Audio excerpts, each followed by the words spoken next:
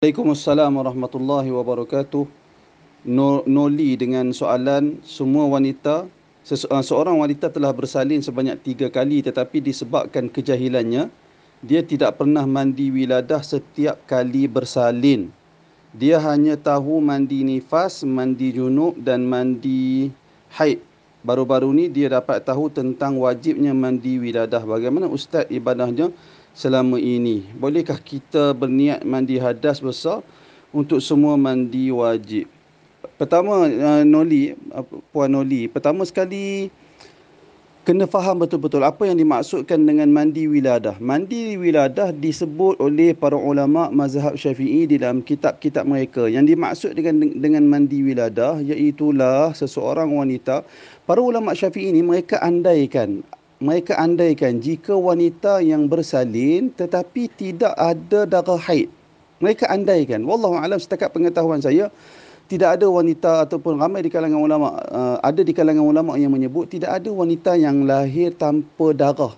Sekurang-kurangnya akan ada juga sedikit darah, akan ada juga. Tapi para ulama mazhab Syafi'i dalam kitab-kitab mazhab, ulama mazhab ni dia dinamakan sebagai perkara iftiradi, perkara-perkara andaian yang disebut oleh para ulama.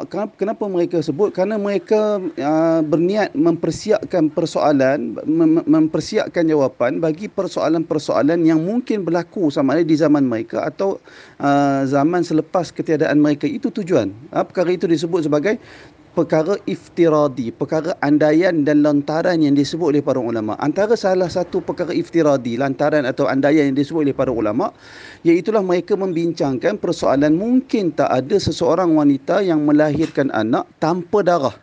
Itu persoalan dia. Kalau ada darah, kalau seseorang wanita yang melahirkan anak tanpa ada darah, kesemua para ulama mengatakan ke atas dia hanya wajib mandi apabila kering daripada nifas. Saya ulang lagi sekali. Semua para ulama sepakat. Wanita yang melahirkan anak dan ada darah nifas pada dia, ke atas dia tidak wajib mandi wiladah. Kerana dia ada darah haid, ada darah nifas. Dia wajib mandi apabila kering darah nifas. Darah nifas iaitulah paling pendek sekali adalah satu lahzah.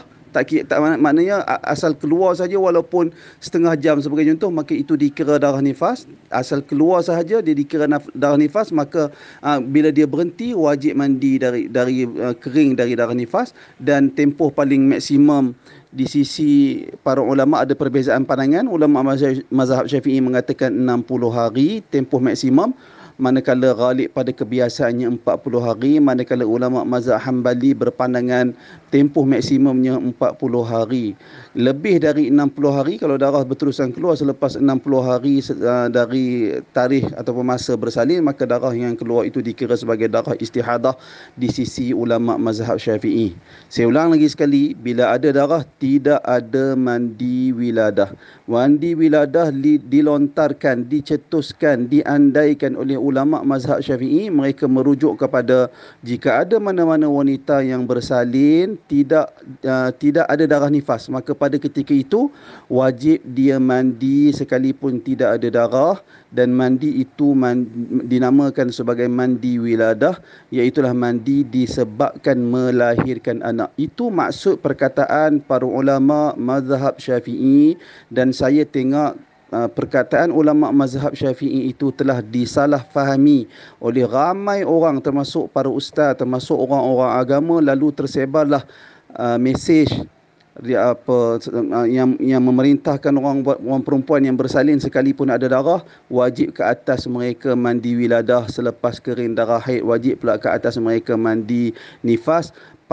Pemahaman seperti ini adalah salah. Pemahaman seperti ini adalah salah. Bukan itu yang dimaksudkan oleh para ulama mazhab Syafi'i.